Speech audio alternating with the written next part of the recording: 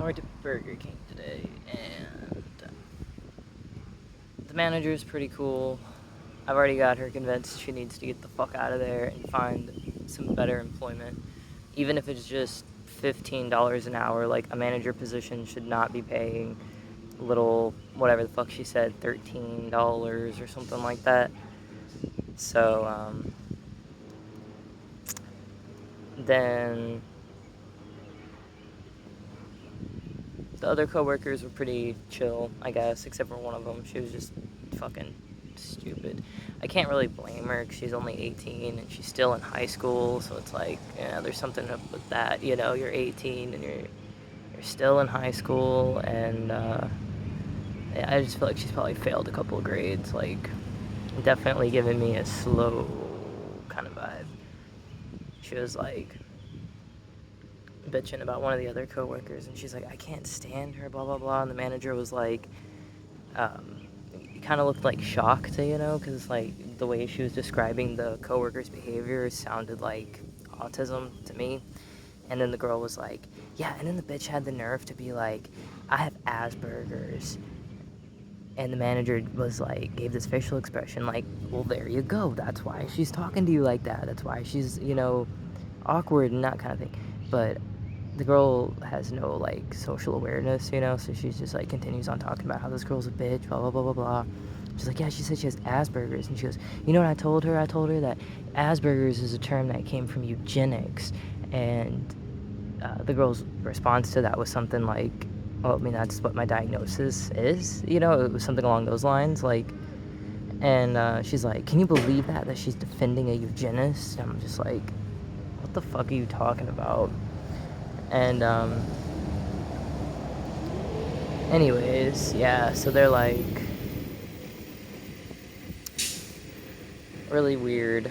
She was really weird, but oh yeah, I was at the Come and Go because when I got arrested for being at Walmart in my car, they were like, you need to leave here, and I was like, well, where am I gonna go? And they're like, I don't know, but you need to leave so they can tow your car, because Walmart was just hell-bent on stealing all my shit, you know. And I was like, I have nowhere to go. And they're like, you can go to the Come and Go up there. And I'm like, that's loitering. And they're like, no, you can go to the Come and Go up there. They let people hang out up there all the time. I see it all the time. So anyways, I'm up there today, just sitting on the grass, minding my own business. Out of nowhere, this worker comes out and she's like, you're loitering. I'm calling the police. And I don't have that much experience in like dealing with the police as far as like loitering goes, except for in my car. But like being outside of a car, I don't have much experience with it.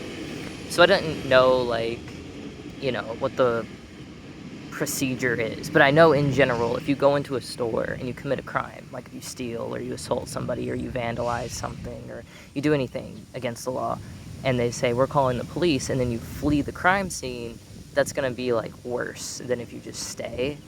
They have the right to put you under citizen's arrest. If they have, you know, security can, you know, try to stop you and stuff. But in general, like if they say, you know, we're calling the police, you're supposed to stay. They're calling the police, right? Like if you leave, you're fleeing the crime scene. They're gonna have to find you, and you're gonna face more charges. So she comes out. She goes, "You're loitering. I'm calling the police." I'm like, oh, okay. And then like 2 seconds later, another manager comes out. And she goes, "You've been told multiple times to leave, so we've called the police." And I'm like, okay.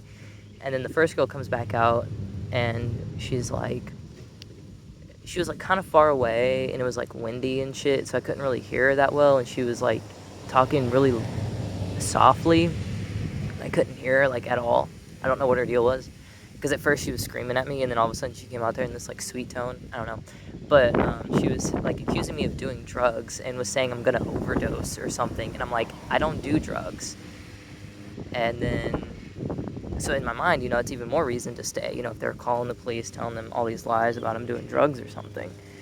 So I was like, well, you know, I'll just hang out here. So police show up, and they're like, why did you stay? Why didn't you leave when they told you to leave? I'm like, well, they didn't come out and say leave or I'll call the police. They come out and said, we've called the police already, so I thought I had to wait. And they're like, well, that's stupid. Most people would have just went on ahead and left. And I'm like, wait, so if I just commit a crime and I leave before the police show up, I just get away with it? Like, what are you talking about? And they're like, so why are you out here and stuff? And I was explaining to them the whole DoorDash thing, and I've been trying to find a job. And they're like, well, we have jobs. And I'm like, okay, like, I don't know what that has to do with me, but whatever.